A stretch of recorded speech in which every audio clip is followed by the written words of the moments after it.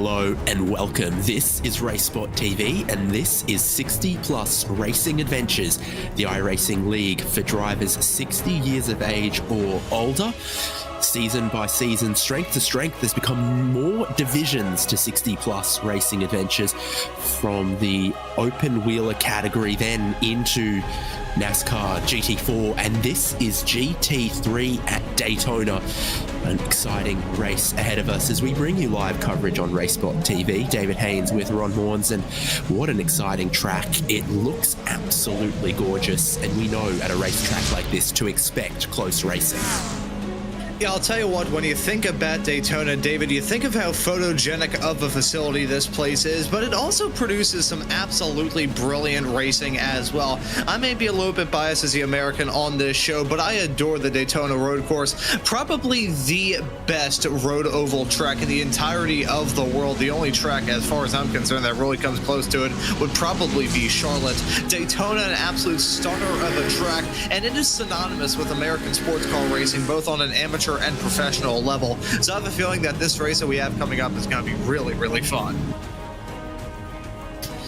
Yeah, this championship that we are in is also really, really fun. It's tied up top between Remigio De Pasqua and Mike Grandy on 262 points. Just behind them, Chris Kirchenbauer on 233 points, and then Eugene Clark, Franz Josef Sturm, Peter Hallstrom, David Riley, Bob Cohen, Steve O'Malley, Jerry Kerr, Frank Butler, and Douglas Beasley compete that top 12. It is tied up top between the Italian and the American, as they're not far away from getting qualifying under lights. It looks gorgeous. The amusement park rides are going, the floodlights are on, the sun is orange in the sky, and Lake Lloyd is beautiful and still. And fun fact for all of you, if you don't know how Lake Lloyd came about, that is not a natural lake. That is just all of the dirt that they had to dig up to produce the banked curves here at this iconic facility. They just filled that whole area with water, and thankfully, in the many, many years since this track initially opened back in 1959, there's only been a handful of race cars ever actually end up in Lake Lloyd. Keeping our fingers crossed, and we will not see that here tonight. I'm pretty sure iRacing physics would not allow it, but if anyone can do that, we'll have to come up with some sort of prize for anyone that can get their car into Lake Lloyd at the end of the show. I don't know, we'll say 2 million jelly beans, whoever can make that happen.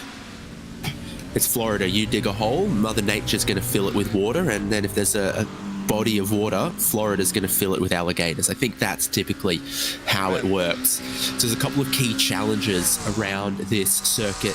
It's split characteristic. You've got these really, really long full throttle blasts on the banking of the speedway, but then you've got the two tight horseshoe hairpins in the infield, and then the Le Mans chicane, formerly bus stop chicane, on the back straight that is so full commitment, just a tiny brake, a couple of downshifts, flick with a quick change of direction, bouncing over the curves, and it can also be super, super challenging. And of course, racing GT3s, we've got a whole variation of chassis on show. I'm definitely seeing quite a few McLarens, but Ragnar Wisloff, I think he's up top at the moment in a Porsche 911, and others are available.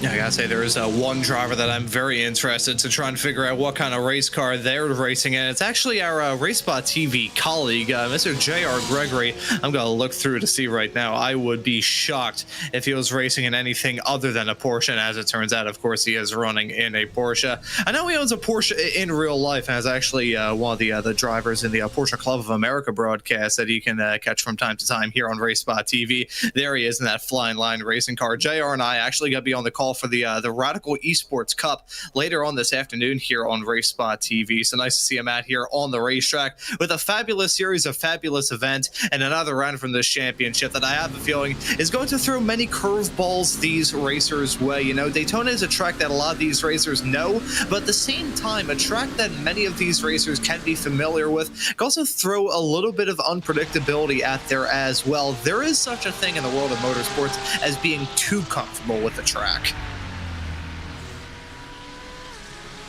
So there certainly seem to be plenty of McLarens out there. Here is another one of the Porsche. I noticed Randy Shoemake's got the Corvette. Bobby Love with the BMW. Someone had a Ferrari. It was Frank Butler. How good does it look? Airport just over there. Lake Lloyd, incredibly shiny. Blimp in the air. What I'd pay for that. We're about to get qualifying, which will set the grid for the 40-minute race coming up.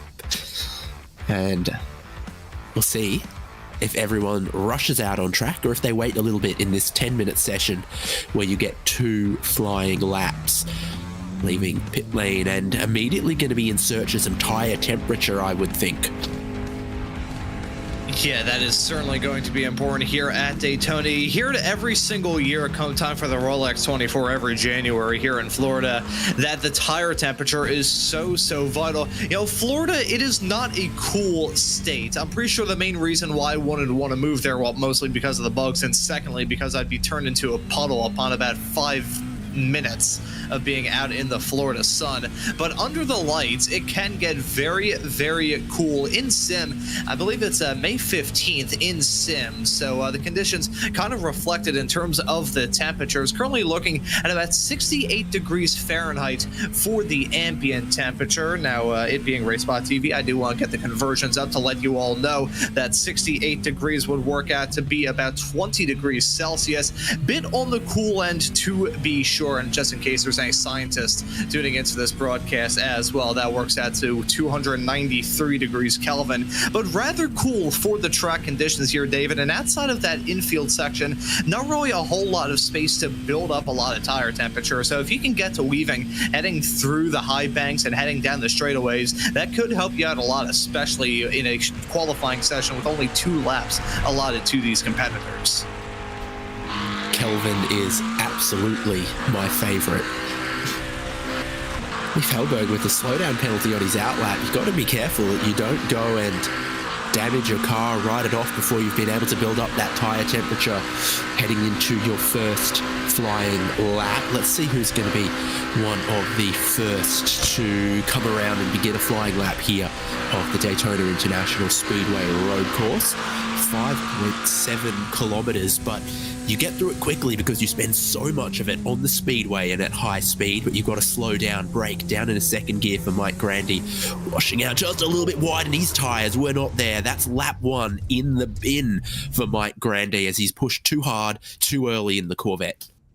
And that's such an easy mistake to have happen to you, heading your way out of turn number 1, trying to get the power down. It may not seem like too much because these cars do have traction control and ABS allotted to them, but at the same time, you can still slide that back end around a little bit, doubly so heading off through a turn like turn number 1, because it feels like it's slightly off camber with the asphalt heading your way off through there. Very easy to have something like that go on. He should be counting his lucky stars the fact he didn't nose it into the inside concrete barrier, which has claimed many a component off race cars in real life and in the sim, and very lucky he didn't back it into the outside Armco as well. He's still out there on the racetrack, as is just about everybody, following Jerry Kerr as he heads his way through turns number 1 and 2 on the high banks.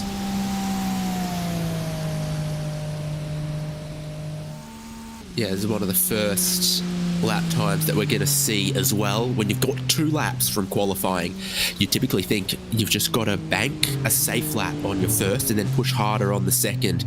Well, easier said than done, because it's clearly that under lights in the dark with the cold temperatures, the tyres are very difficult to trust early on.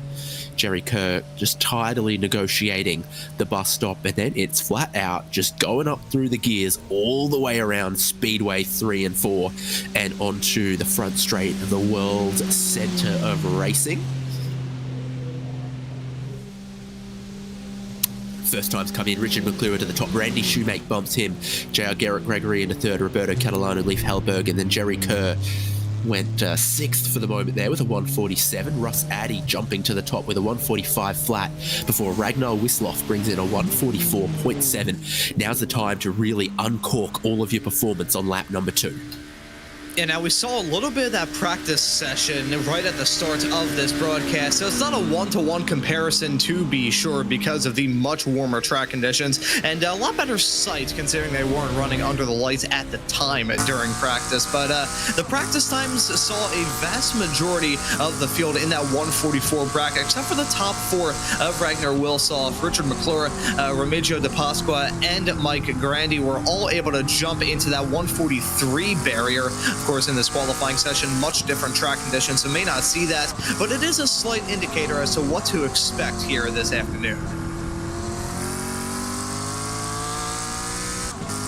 So 20 drivers, 15 have a lap time on the board right now. Mike Grandi, Bobby Love, Franz Joseph John, Remigio De Pasqua, and Jack Turner don't yet. We saw exactly why for Mike Grandi. His first lap came undone at the first corner.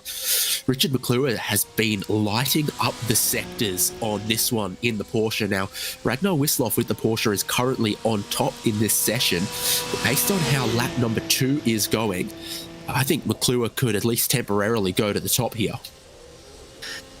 Yeah, I think the driver of the number 84 car has a really good shot to try and get it done. First lap time, not looking too promising for him, but he may be able to get it done on the second lap, and he does a 143.951. That's a bit more in tune with those practice results we saw. Only a half a second off from that much quicker practice session for Richard McClure. Let's see if anybody else will be able to challenge him right towards the end of this session. Wisloff improves, but not by enough. He needed 7 tenths. He only found 5 tenths. Mike Grandi, his first lap that's going to count right now, sends him up into 6th. So it's all Porsches on the front row right now. Still a couple of drivers with lap time still to complete. Drivers like Remigio De Pasqua, Roberto De Filippis, and even people that aren't Italian like Bobby Love. So let's see how these drivers will be able to do it. If he was Italian, he'd be Bobby Amore or something. I will leave that be as we ride on board with the driver of the number 1 car heading his way into the tri-oval. Let's see if it is an improvement from him. Currently qualified in P16. He jumps up to P11 right towards the end of this session. Only about 3 minutes and some change left to go here as we ride on board with Remigio De Pasqua in the number 9 machine. Currently qualified in P9, about to head his way onto the back straightaway. Currently 1.5 seconds would be the improvement he has to make, and he would have to improve by really a full half second to be able to jump in front of Russ Addy, currently qualified in P8. So would have to see a bit of an improvement from the driver of the number 9 machine. Let's see as that Porsche heads his way onto the high banks of Oval 3 and 4. So everyone you see on the timing column has completed all of their flying laps except for De Pasqua and Bobby Love. So here comes De Pasqua to the timing line. Oh yeah, great jump up into 2nd place. Just a couple hundredths of a second quicker than Ragnar Wisloff. Just a couple thousandths of a second quicker than Ragnar Wisloff, depending on how you want to slice that one up. These Porsches have lit up quickly in the cool conditions. 1st, 2nd, 3rd in this qualifying. Yeah, I feel like one thing you could say about that Porsche, as long as you've got a good driver behind the wheel and you've got a good setup on these race cars as well, so that immediately disqualifies me when talking about the Porsche. That can be a very good car in conditions like this, still running cool. We'll have to see how things look in the 40-minute long race that we have coming up here this evening, but I have a feeling those Porsches may be the indomitable force. I think it may be the Porsches against the world in this race we have coming up here today, David. Certainly could be, but one thing I've learned is that some of the watching GT3 and GT4 racing is that some of the cars that sort of 1st, 2nd, 3rd lap of the stint are really quick, then can fade a little bit, others come back towards them, and it's over the race distance of 40 minutes that it's going to matter. There's a couple of cars still out there just doing their in-laps, making their practice, etc. I could see Remigio De Pasqua going through the bus stop. I could see, I think what's matching liveries for Randy Shoemake and Mike Grandi. They've both got real retro Corvette schemes going on. What's what retro is that? It's looking like an old Dale Earnhardt Jr. National Guard scheme. Whenever anyone from the NASCAR world sees that, they probably get bad flashbacks to Jr. running out of gas right towards the end of the Coke 600 back in 2011, I believe it was, when he ran out of fuel and gave that win to Kevin Harvick. That was on the same day as well that J.R. Hildebrand hit the turn 4 wall for that year's Indy 500 and lost that race to Dan Weldon, who we unfortunately lost a little bit later on that year.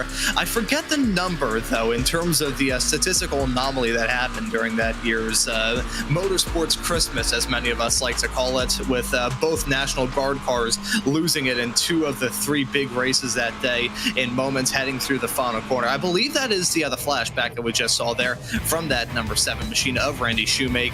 But whenever I see that, I get flashbacks to that fateful day in 2011 where we saw 2 hearts break for very different reasons. Keeping our fingers crossed the 7 will not have that same heartbreak here today. Etched forever in your memory, moments like that in motorsport.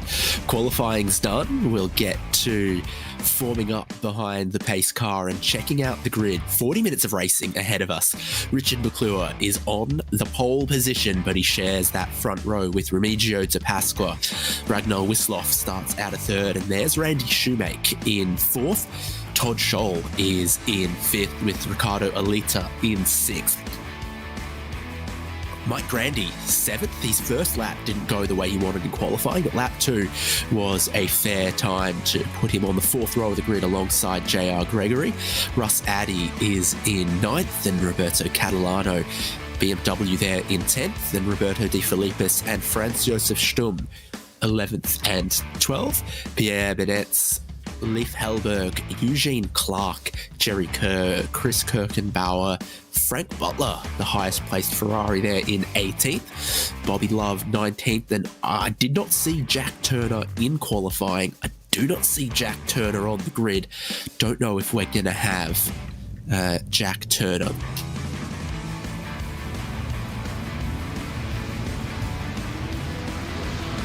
Rolling away on the short formation lap. It's all about building tyre temperature right now as best you possibly can, because at night in these cold temperatures, stone cold tyres for the start, it's going to be tough. Oh, it is going to be super, super difficult. Keeping up with the story that we did during qualifying about the track conditions, still right about the same as 68 degrees Fahrenheit. That's 20 degrees Celsius. And for the scientists, that is 293 degrees Kelvin.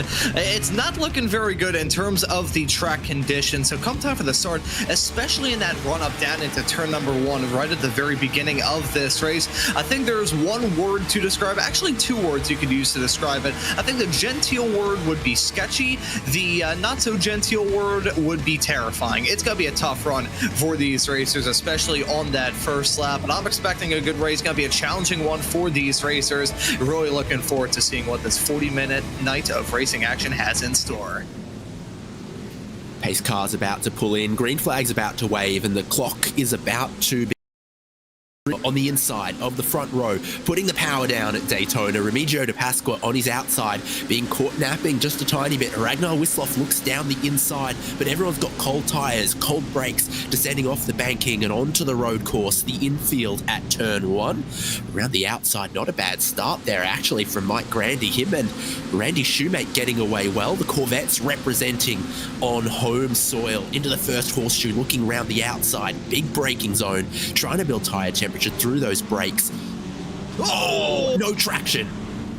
And contact being made. I think Russ Addy. Oh, more contact being made. That was getting clipped big time. I'm not sure who that was in the Porsche. May have potentially been J.R. Gregory. Yes, it was. You can see him in that flying line racing car trying to get it turned back around in the right direction. Big hits for all of those racers. And it started with a half spin from Grandy, similar to what we saw in that qualifying session earlier on, David. This time, instead of coming out of turn number 1, it came out of the first horseshoe. Turn 4, big mistake there from Grandy, and drivers getting caught up in the crossfire. On to the banking and into the slipstream for the first time in this race. McClure got 3/10 over Remigio de Pasqua, who's got 4/10 over Ragnar Wisloff. It's perfect slipstreaming distance, and this is the advantage already for the red Porsche of de Pasqua. Looking for the inside and looking for the race lead. Side by side into the bus stop they'll go. De Pasqua, gutsy, gets the move done, and he'll sort himself out for good exit off the chicane as well. Ragnar Wisloff trying to follow closely. That's the characteristic of this racetrack. It's tough and tight through the infield, and then you come out onto the speedway here, and it's one of the fastest road courses anywhere because, well, it's half speedway.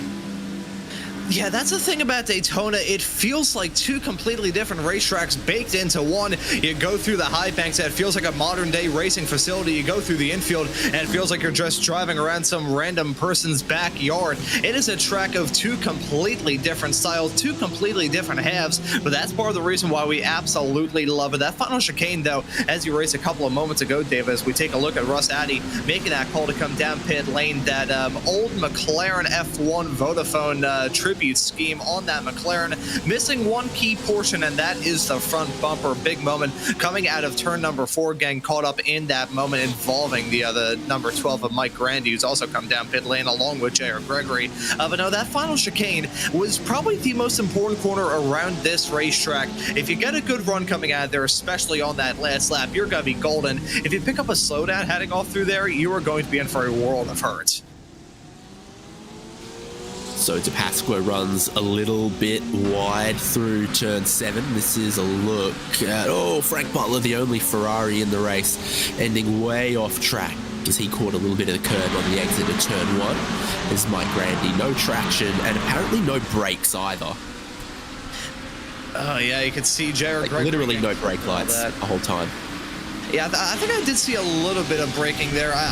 One bad thing about the GT3 is, I absolutely adore sports car racing, but the problem is with cars with ABS, if you hold the brakes, there's only so much you can do in a bit of all that, because the car's got to be like, no, we don't want you to lock up. Meanwhile, the driver's all around you, and the driver behind the wheel is praying to whatever divine entity they pray to that they can lock it up. That's Todd Scholl with the slide coming out of turn number 1, and he nearly got T-boned about 5 times there. Some sketchy moments around this narrow track. 6th, 7th, 8th here. Roberto De Filippis, Leif Hellberg, Pierre Bennett, Roberto Catalano, and heading for the pit lane already goes De Filippis. He wants no part of this, so Leif Hellberg goes up into 6th with Bennett and Catalano just behind.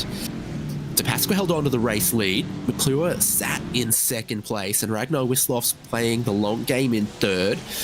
Randy Shoemake, best placed Corvette at the moment, still in 4th. So you look at your top 4 and not a whole lot's happened for them. It's the whole rest of the field where it's been an exciting opening couple of laps. Drivers are going to need to take fuel at some point in this race. So I think De Filippis was just going early for that.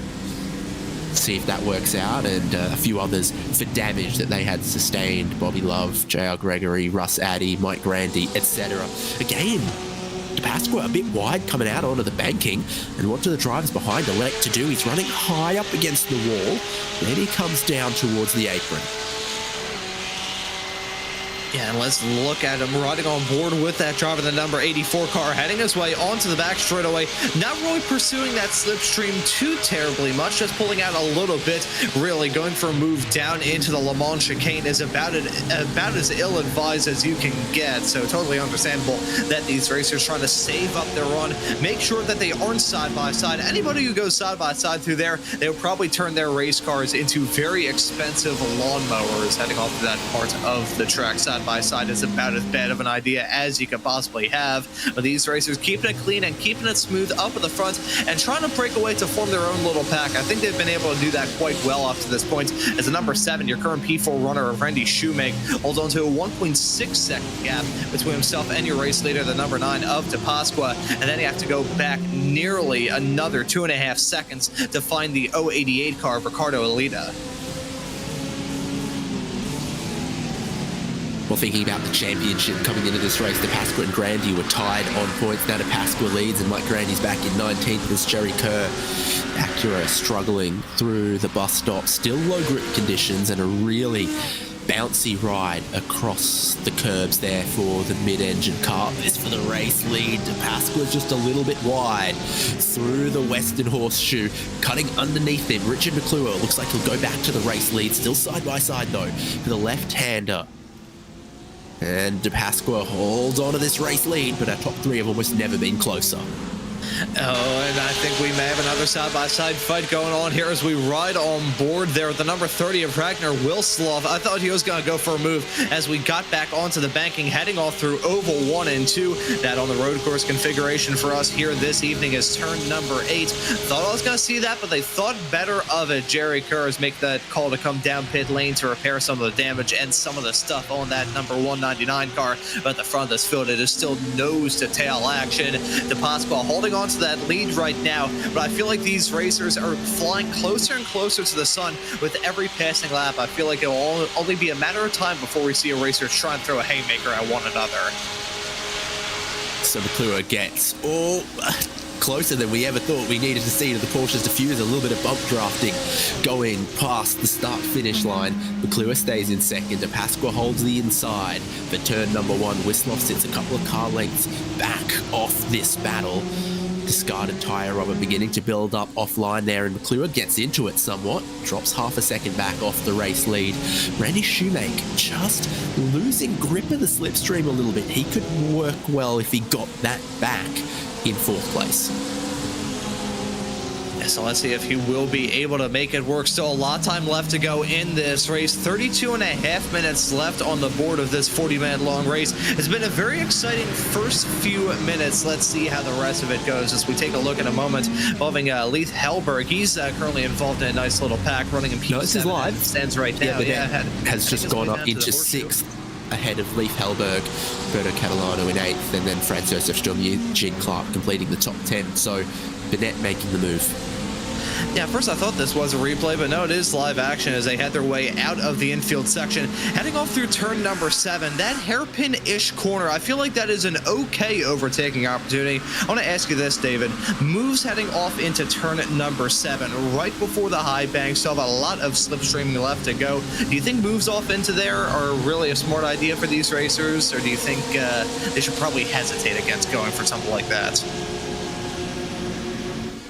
A lot of drivers with a pit stop ahead of them will still be playing tactically, and I think that's what McClure has been doing here in the 2nd place. Now right underneath the rear wing of Remigio DePasqua. Again, pit entry off to the left, but our leaders have got beautiful clear track in front of them, so they're not going for it. And Wislov closes up again, but Shoemake, he just doesn't... It seems like he's stronger through the infield. Banking. And so they cross the start-finish line, and Shoemake's a couple of seconds further back, gained on them last lap through the sort of the horseshoe sections, but he's just not quite at this stage of the race able to go with our top 3. It's rather interesting what we're seeing right there for Randy Shoemake. I wonder if his car just doesn't really have the legs up on the straight line sections, whether or not he has a high downforce setup in that car, so he just has the grip through the turns, but not a lot of power down the straightaways to really overwhelm that drag. Not entirely sure what the deal is with that number 7, but I think you're exactly right there, David, as we see him still not really losing time, but not necessarily gaining it either. He's also at the point where he's probably going to start to lose a draft of the trio of Porsches right in front, so we may end up seeing Randy Shoemake begin to drop back and potentially keep our eyes on your P5 runner right now, the 088 of Ricardo Alita. He may be able to reel in that number 7 between now and the checkered flag. Still have those pit stops to worry about, but in terms of pace right now, I would probably favor the 088. Yeah, I think Alita has actually been finding a bit of pace over the last couple of laps, matching the leader's pace, only 4 seconds behind. This is perspective again from 3rd place. McClure doesn't quite know what to do about Remigio DePasqua in the lead, and so he's just riding, watching, waiting.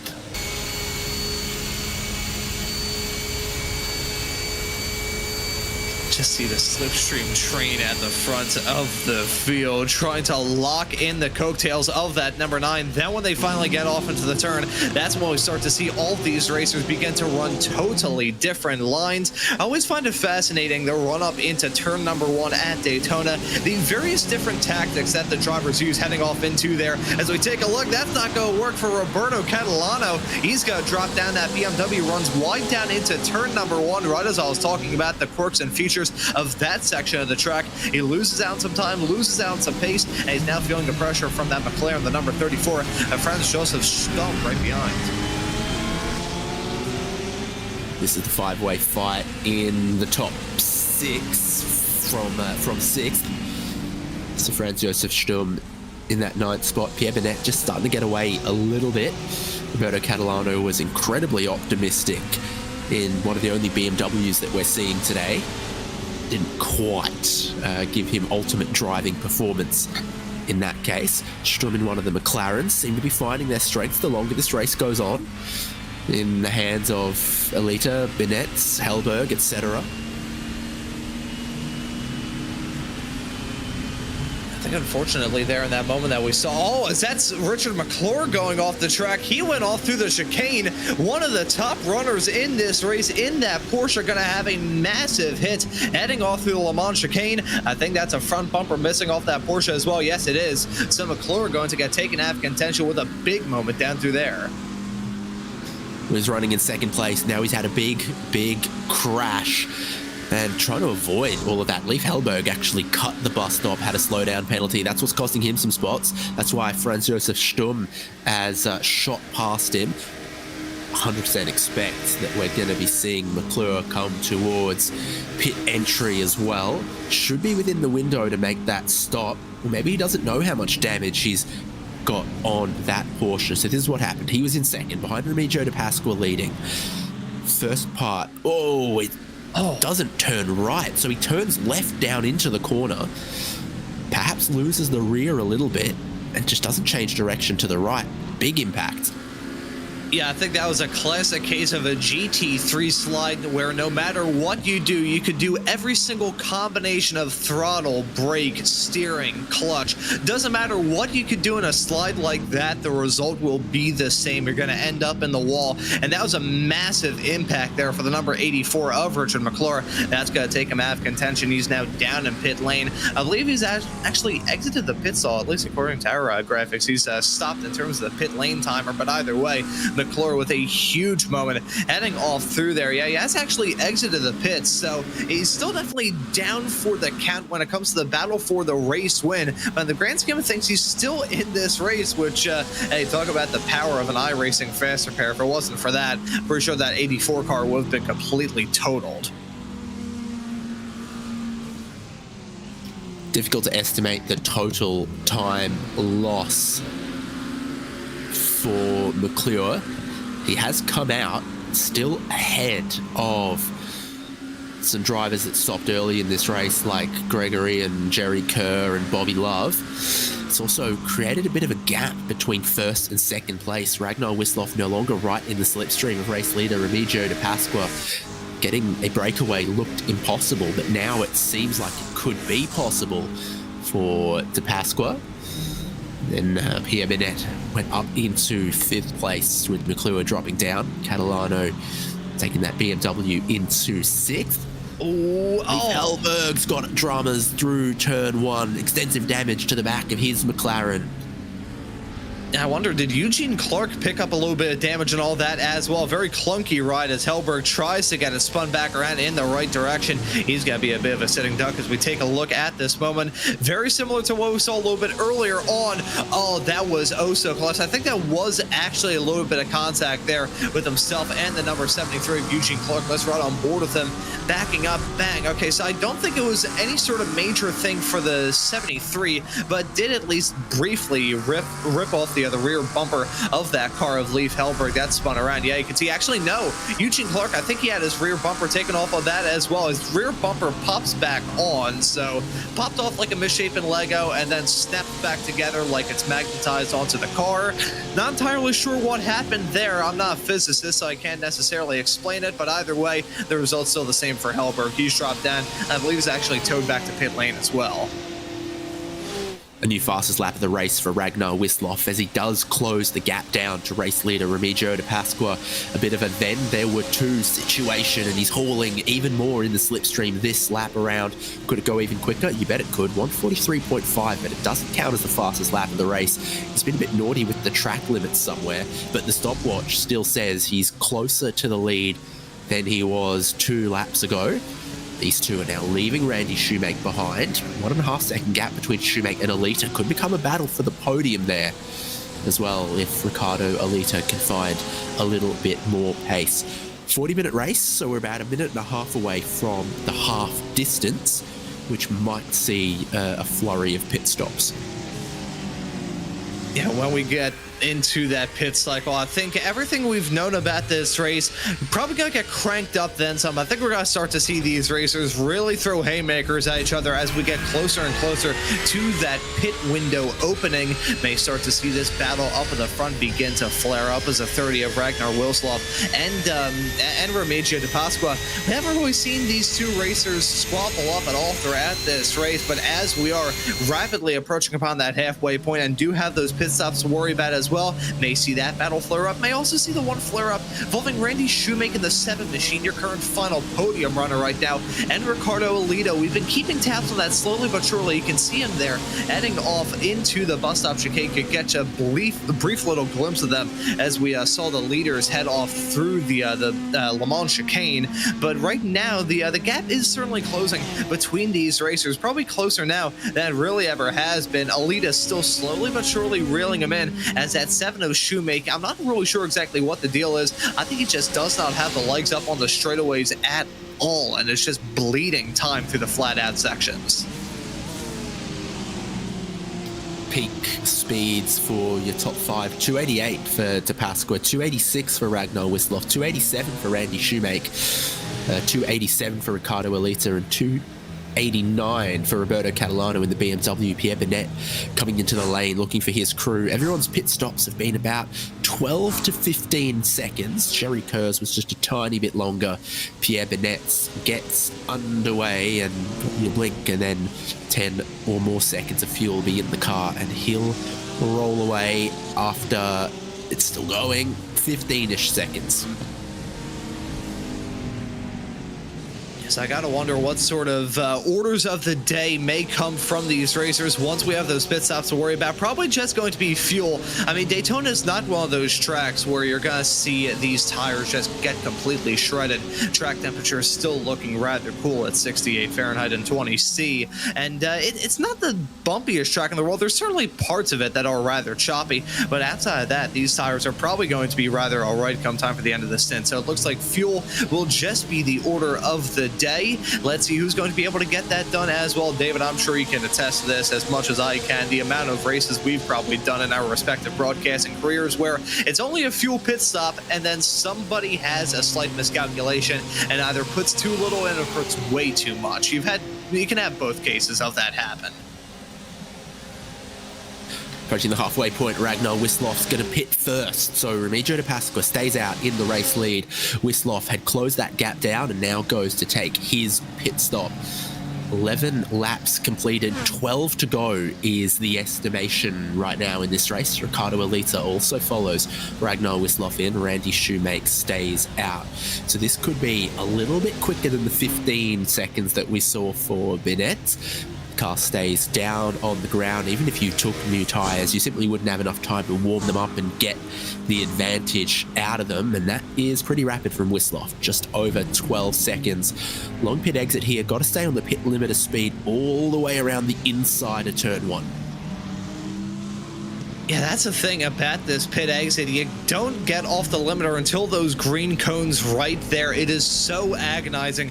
Trundling your way down pit lane, you're losing time, losing tire temperature, and losing patience as well. I'm sure these racers are a little bit hot under their helmet when it comes to finally rejoining this racetrack, because it feels like they've spent the past 45 years trundling at a steady click of not very quick compared to how they usually are in these races, trundling their way down pit lane. So thankfully he has rejoined the race, currently slotted down there as it stands right now as we jump back to a battle involving Eugene Clark in the number 73 machine, running right in front of Todd Scholl in the number 53. Let's take not 53, 35.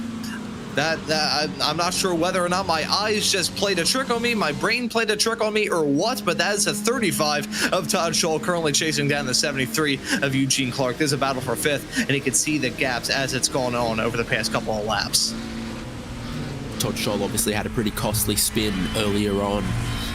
He's coming back through the field somewhat. These guys are 4 seconds ahead of Ragnar Wisloff, who made his pit stop. So Wisloff's come out mainly away from any kind of traffic, which is important because he can't lose time compared to Remigio de Pasqua, who's stayed out. That's sort of the battle for the race lead playing out there. But Scholl just got into the slipstream here, and now he's just about to get into the pit lane.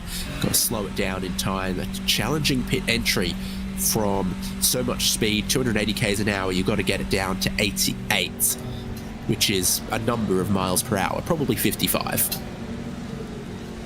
Yeah, very, very hard on the brakes you have to go to try and get Wout up to pit lane speed. There's the 35 of Todd Scholl, now stopped in his pit stall, hitting the marks just about perfectly down in there, and just touching on the pit lane limit. It is 55 miles an hour, which compared to the 170 plus that these racers are going heading through that section of the track out there on the road, feels so much slower. And this run up into the turn can be rather treacherous as well. You try and keep that momentum rolling, and may not seem like too much. These racers are only going 55 miles an hour, but that pit exit wall is so ominous when we see these racers go through there. Eugene Clark off in the infield, so just as he was separated from Todd Scholl, he's had an error at the western horseshoe. Traction out of the slow corners has been a challenge, I think, for some of the McLarens, and it just gets into a little bit of a lazy slide that he struggles to correct from, and then ends up on the grass, which I think is going to be quite slippery at night in conditions like these. I think if you lay down on that grass, it'd be a bit dewy. Yeah, a little bit. That giving me some nice flashbacks of one time I was racing at Pocono, and I woke up with the seat of my cart filled entirely of dew. It was so cool overnight. Words cannot describe how beautiful of a morning it is, though, up in the Pocono Mountains whenever you're there at the racetrack. Randy Shoemake is down pit lane along with Franz Josef Stum. So let's see how those racers will be able to make those pit stops. We're coming in from P3 and P4 in this race. It'll give Ragnar Wisloff back into the podium spots. However, we still have some pit stops to worry about between now and the end of this race, coming up in about 16 and a half minutes time. These pit stops going to play a massive role in this race. I would say they already have to a large extent. Now, your fingers crossed, do you reckon Shoemake took enough fuel? That is a very good question that you raised there. You know, if it were me, I would maybe yeah, no, well, it's not that serious. It's not that serious. I wouldn't want his blood pressure. Got a couple of cars left that haven't stopped. Remigio de Pasqua, Roberto Catalano, and Chris Kirchenbauer. I was about to say, and Frank Butler, but he's brought that Ferrari in.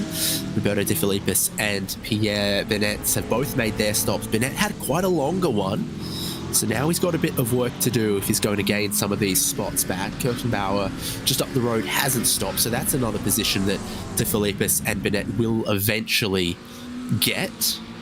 De Pasqua's in from the race lead, so for the battle, for the win at Daytona, De Pasqua has run longer and lighter than his main rival Ragnar Wisloff, who stopped early, tried to get a bit of clean air, tried to put an undercut on. This needs to be perfect from De Pasqua, as the pole sitter will have this pit stall. Oh no, he's overshot his pit stall, and that's going to have cost him big time. That is going to cost him huge. I'm a little bit surprised that we didn't see him back up a little bit sooner. It felt like he was stopped in there for a matter of a couple of seconds before he realized exactly what the deal was and decided to back up. Ragnar Wisloff, he's now well farther up the road, and that is 15 seconds stopped in the pit stall there from the number 9 machine. And let's see what is cone to cone as he comes up to the pit lane limiter right now. Over 50 seconds, 51.8 seconds down pit lane. That is a huge kick in the shins and a costly mistake for the driver of the number 9 machine.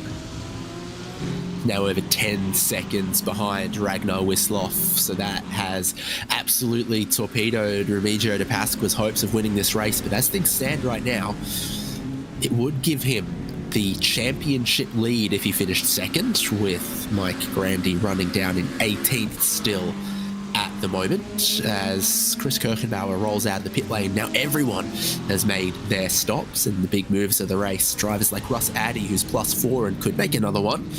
Pierre Bennett, who's +7, Roberto De Filippis +4. That's one of these battles here, Bennett and De Filippis. Catalan just in the background. And Russ Addy involved in that initial drama coming out of the first horseshoe right at the start of this race. A driver who I've gotten the opportunity to cover before, and interestingly enough, as I raised a story from my karting days a couple of moments ago, I raised this on the last time I got to do a 60-plus Racing Adventures GT3 broadcast. It was at Motegi well earlier on this year. I'll share this story again as well, just because I think it's rather fun. Russ Addy actually sold to my father my second ever go-kart. He's also a member of the Philadelphia Region SCCA, much like myself, and I used to race against his son for many, many moons, and then I drove in the kart that his son used to race. So nice little connection to see Russ out here on the racetrack here in this series, currently running in P5.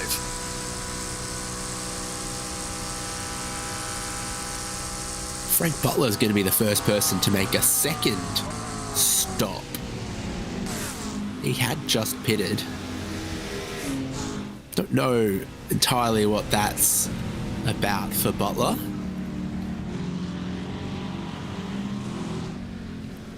Through turn 1 we go with this group. Butler, of course, in the Ferrari. Yeah, that's confusing to me, but 2 stops for Butler. Here's Russ Addy closing up on Ricardo Alita. West Horseshoe again we go. McLaren has its strengths, but the straight line on the banking might not be one of them, so we'll see. These guys are only a second and a half behind Randy Shoemake for the podium as well. A lot could still happen. You know, one thing that I absolutely love about GT3 racing is that all of these cars have their own little strengths and weaknesses. That's one thing that I find to be absolutely great about sports car racing, period. Could be GT3s, could be GTPs. Any class that has just multiple different makes with their own little designs. Yeah, always love to see, okay, this car may have the legs up on the straights. This one may have it through the corners. They may be able to have the best amount of braking, but down the straightaways they may be able to lose out on some time. And also keeping up with all of that drama. You know, there's a lot of jokes made in the sports car community about BOP and all that stuff, both in sim and in real life. Maybe I'm just a little bit odd. Maybe I watched the Science Channel too much as a kid. I just find this sort of stuff interesting. But I always find the different unique characteristics of various types of sports cars in all different categories to be rather intriguing. Maybe I'm in the very small minority when it comes to that.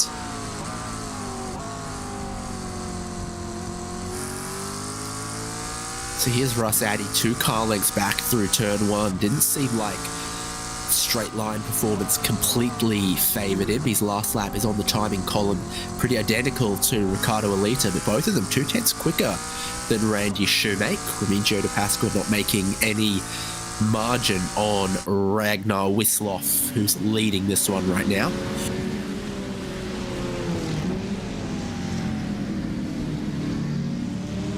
Next time through the horseshoe, and that's where the traction for the McLarens has looked difficult. We've seen a couple of spins out of the slow corners, like turn 1, like the Western Horseshoe, and then here coming onto the back straight.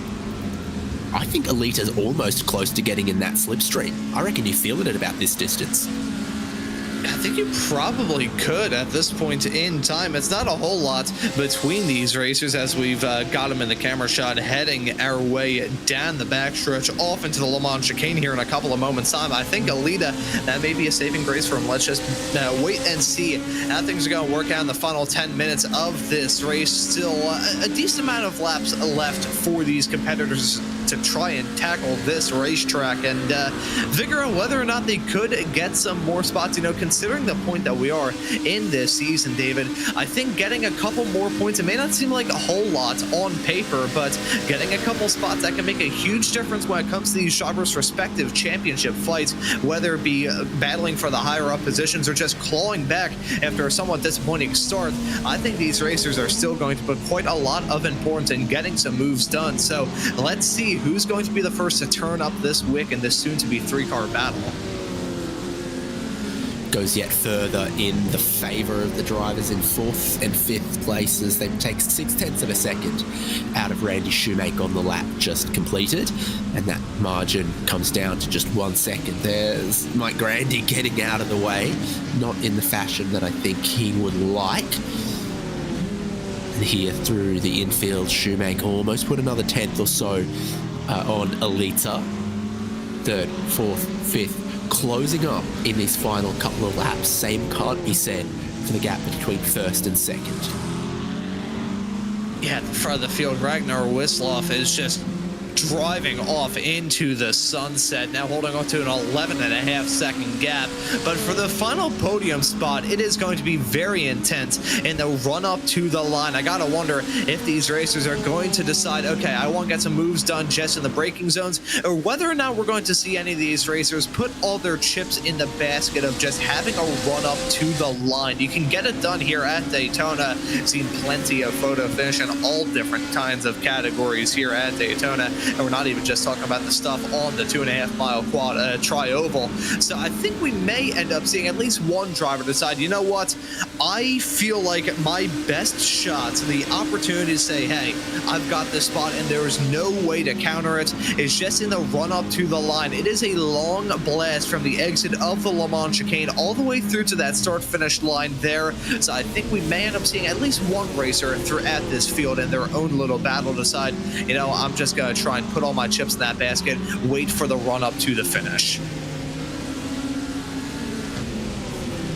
Another lap, another superior performance from Ricardo Alita, closing in Randy Shoemake, who runs a little wide through the international horseshoe, but if you can just get traction off the exit, then it doesn't matter so much through a tight and slow corner like that. All about traction on the exit of slow corners, rather than taking the minimum distance into the next horseshoe. And Russ Addy still gets closer to Alita as Alita gets closer to Randy Shoemake. Of these 3 drivers, Russ Addy's the one that took the least fuel at the pit stop, so might still need just a tiny bit of management.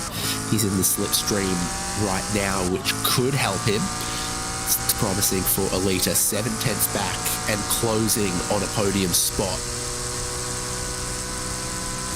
Reeling it in slowly but surely through the roar of the engines in these race cars. We hear the Jaws theme begin to play here at Daytona. Right on board with Russ Addy as he licks a stamp and sends it off through the Le Mans chicane.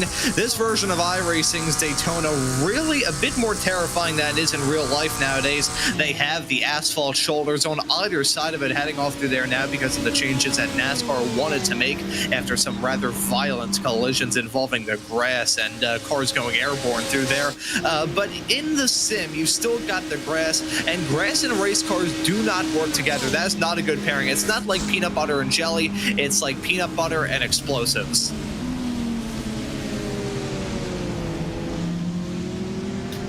Yep. Peanut allergies, worst nightmare. That one gets close here for 3rd and 4th again. Ricardo Alita almost gives Randy Shoemake a little bit of a hello into the braking zone there. They're only going to have 4 more laps to try to settle this. Randy Shoemake still staying ahead of Alita. Russ Addy, I think, has just dropped a car length or 2 and is just watching how this is going to play out in front of him. For Alita, it's got to be about 2 things. The drive off the left-hander here onto the banking and off the bus stop chicane and onto the front stretch banking. You've just got to get every traction zone perfect. About 6 car lengths back right now, and in the infield,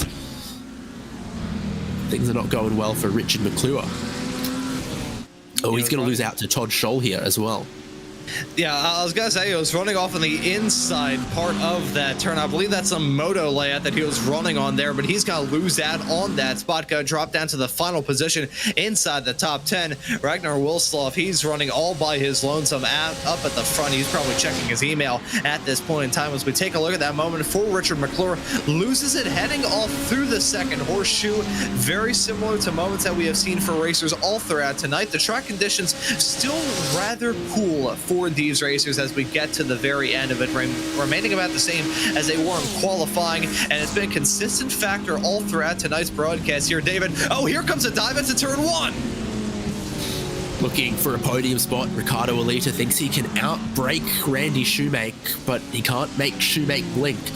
Holds on to third place for the time being. 3 more laps for these drivers based on the amount of time remaining. Ragnar Wisloff just a couple of seconds up the road from them, and timing will be based on when he crosses the line, and then the white flag and then the checkered flag gets thrown. Riccardo Alita's kind of shown a little bit of his hand there. Shoemake goes, all right, well, I can cover you off in turn 1, even if you get a pretty decent run that way.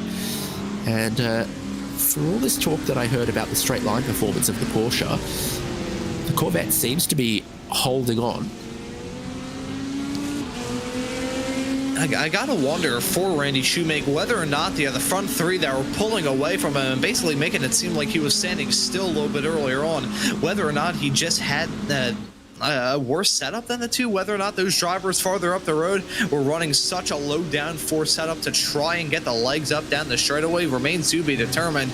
But right now the 7 still running strong. You know, it's not a comfortable gap by any means, as Riccardo Alita, if there's any sort of slowdown for Randy Shoemake, he would be there to try and pounce in that 088 car. And even in that run up to the line, if he gets a not so bright exit coming out of the chicane, he would be at risk of losing out on that podium spot. But so a rather good race for the number 7. It looks like this has really turned into a 2-horse race, as a black flag for Mike Grandi, the driver of the number 12, started this race with a moment coming out of the first horseshoe, and it looks like he's going to end it with a run down pit lane because of a penalty. Stuff for the driver of the number 12.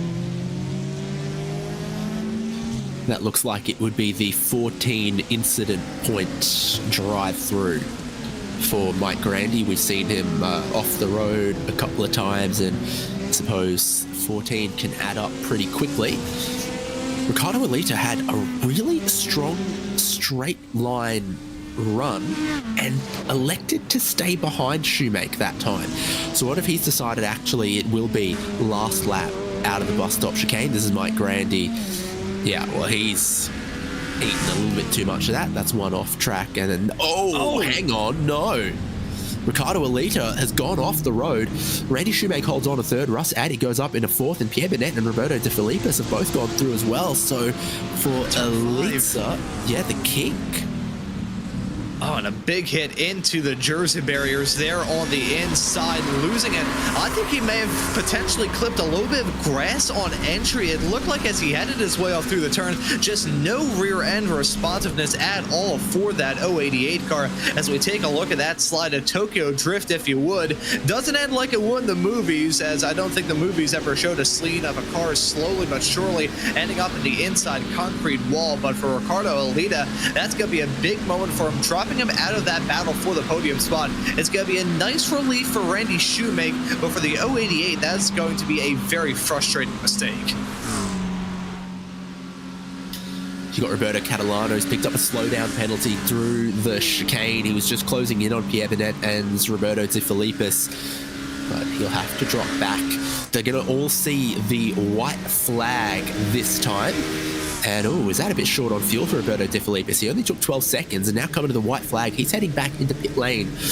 Ragnar Wisloff has not done the same. Riccardo Alita has come to pit lane and sped on pit lane. And from fighting for a podium position, I think he's going to drop well out of the top 10. In fact, I think this could drop him to 15th or worse.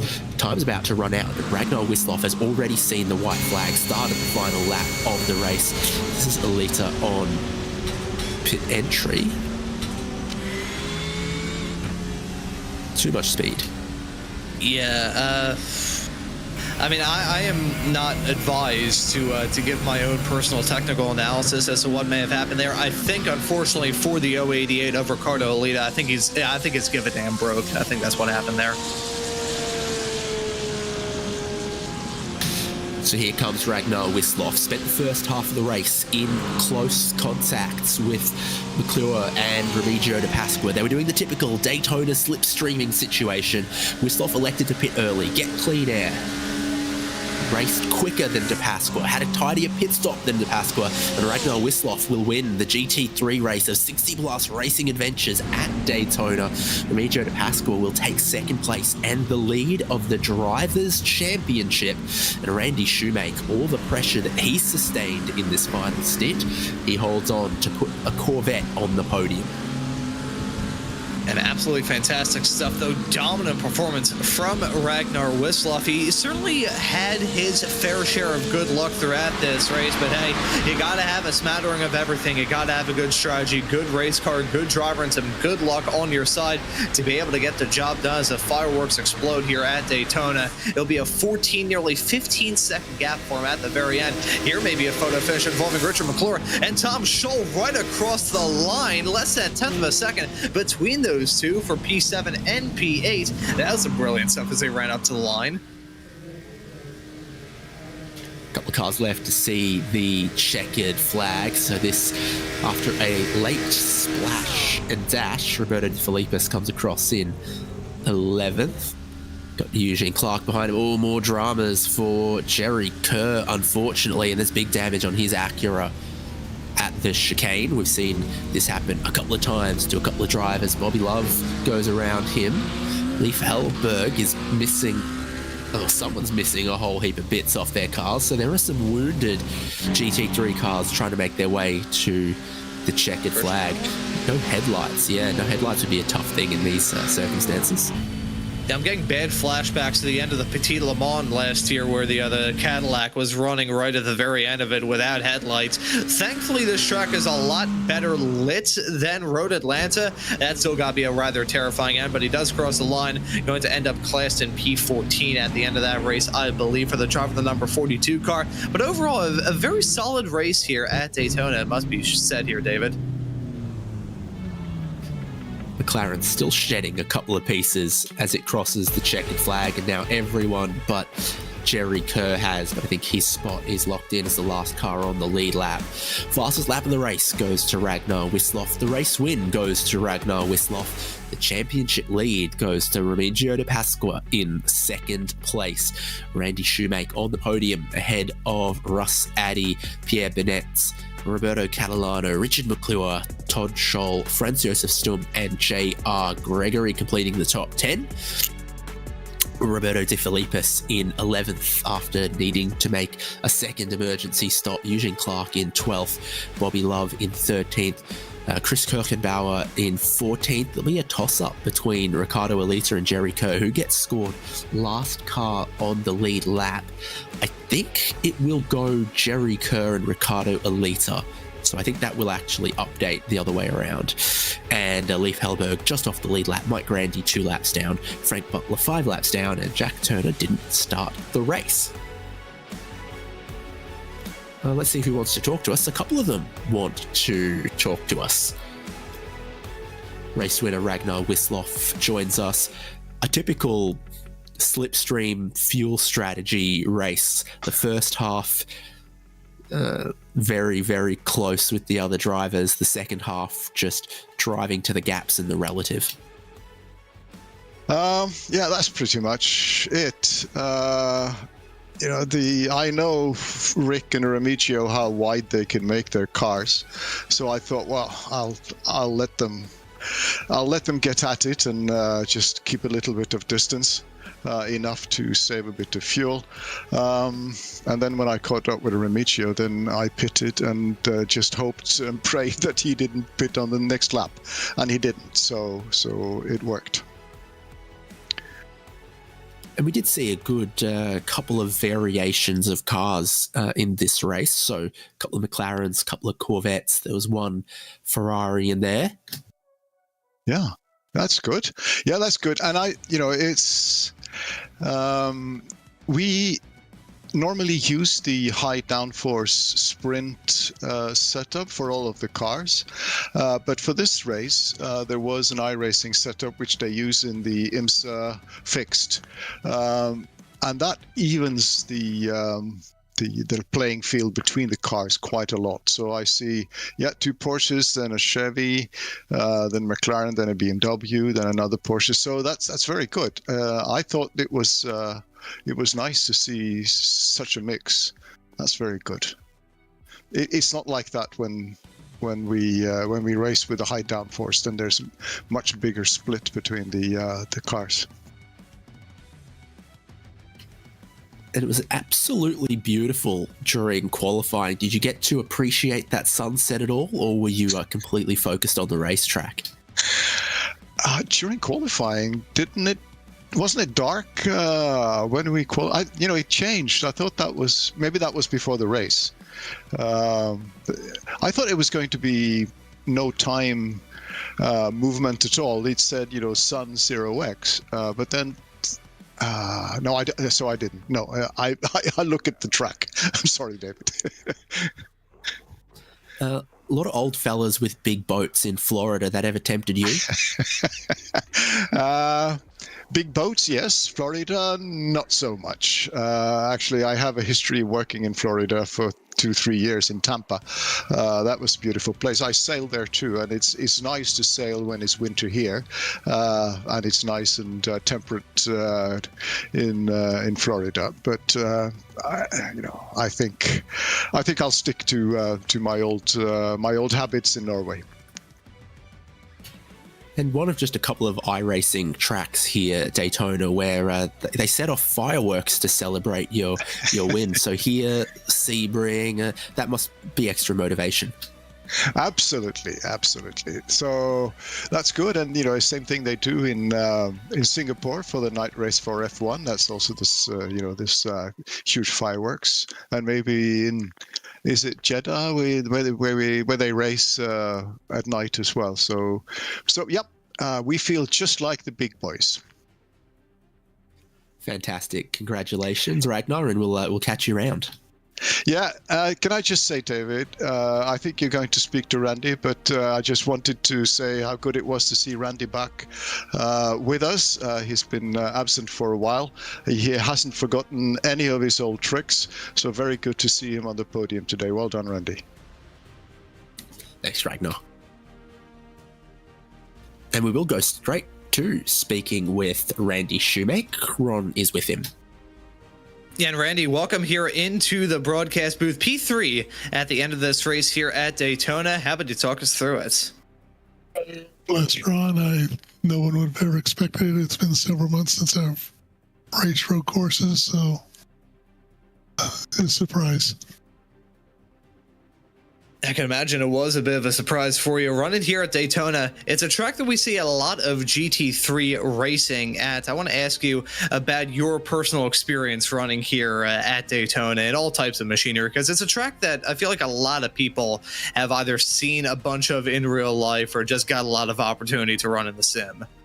That's true. We never miss it. It seems like any time that a car that's eligible to run it, the road course is available, they'll use it. Of course, we all watch the 24 Hours Daytona, Rolex 24 Hours, and I've got a lot of practice in the iRacing Daytona 24-hour race Rolex. And I personally adore Daytona. I am a couple of 1,000 miles north of it up here in the farther east coast of the U.S., but I adore Daytona. I absolutely love it here in these GT3s. How did you find this race today in the Corvette? Did you enjoy running around here in that car?